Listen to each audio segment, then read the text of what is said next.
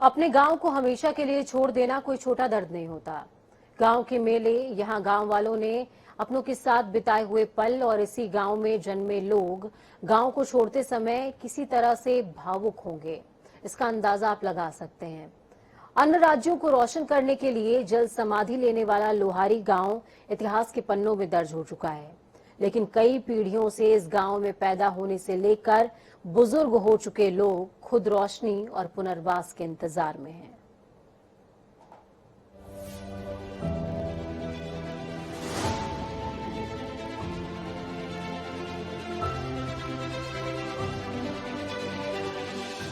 उत्तराखंड की राजधानी देहरादून के घंटा घर से महज 70 किलोमीटर दूर यमुना नदी पर बनी 120 मेगावाट की व्यासी परियोजना के लिए लोहारी गांव को विस्थापित किया गया है।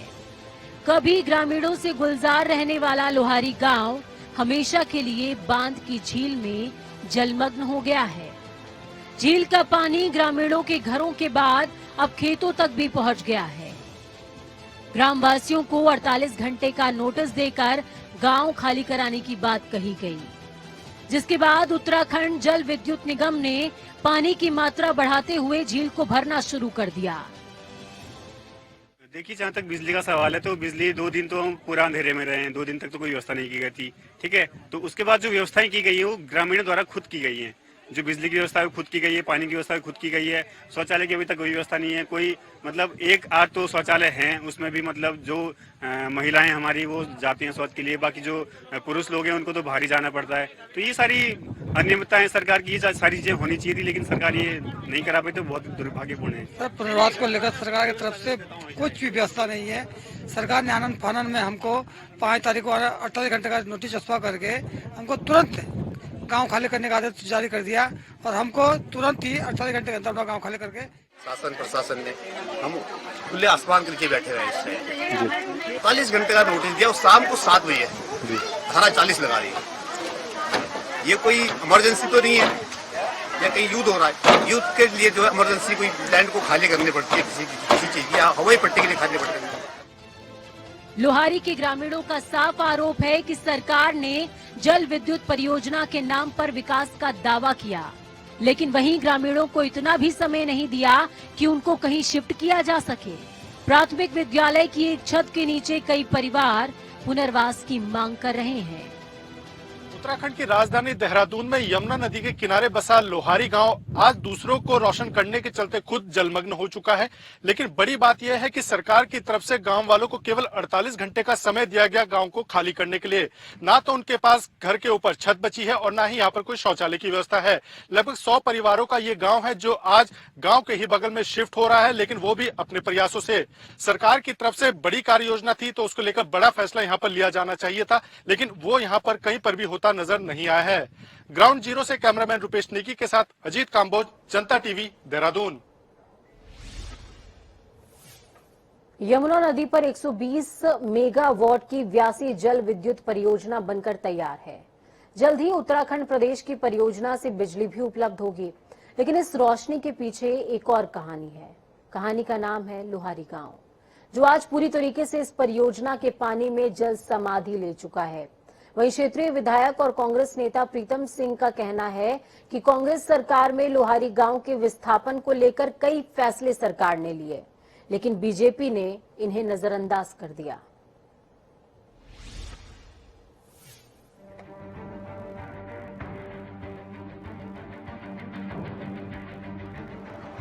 व्यासी जल विद्युत परियोजना का निर्माण कार्य पूरा होने के बाद उत्तराखंड की जनता को बिजली कटौती से निजात मिलेगी, लेकिन इस परियोजना की झील में समाया है लोहारी गांव। साल 1972 में व्यासी जल विद्युत परियोजना की आधारशिला रखी गई थी, जिसके बाद ये पूरा इलाका बांध परियोजना के डूब क्षेत्र में शामिल हो गया था।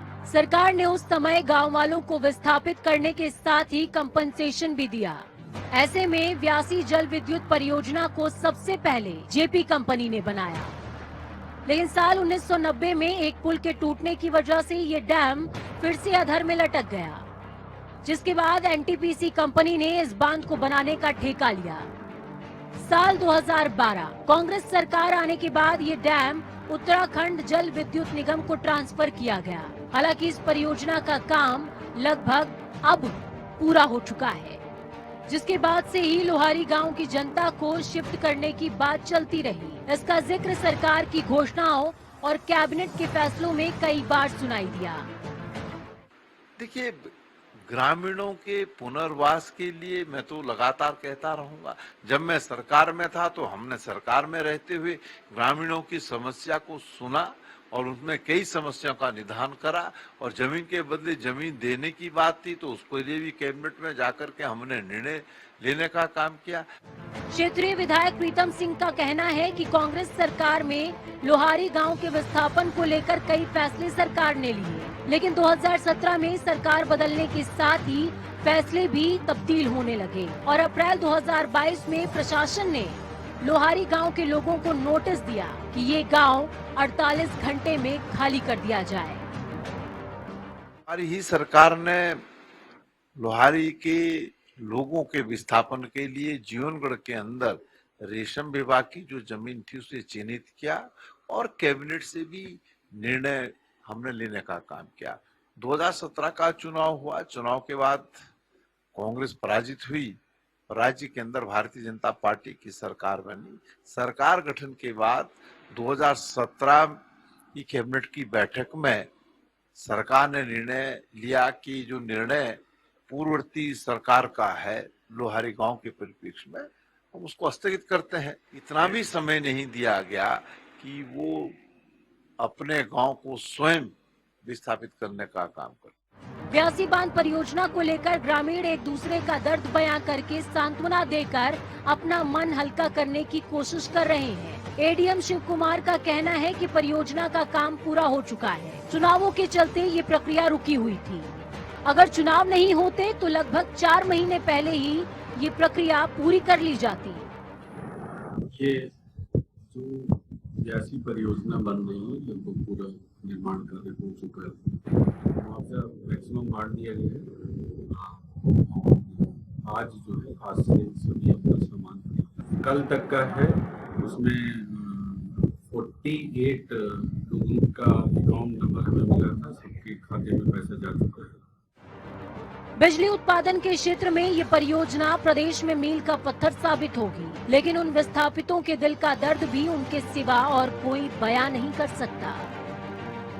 देहरादून से अजीत काम्बोज, नवीन शुक्ला और डेस्क से अमनप्रीत सिंह की रिपोर्ट।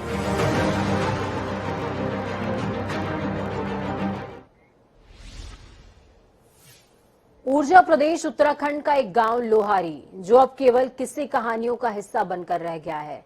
सरकार ने प्रदेश को रोशन करने के लिए बांध का निर्माण किया, लेकिन बांध की झील में इस समय लोहारी गांव के निवासी सरकार से मिलने वाली मुआवजा राशि का इंतजार कर रहे हैं और जो राशि मिली उससे नाखुश भी हैं।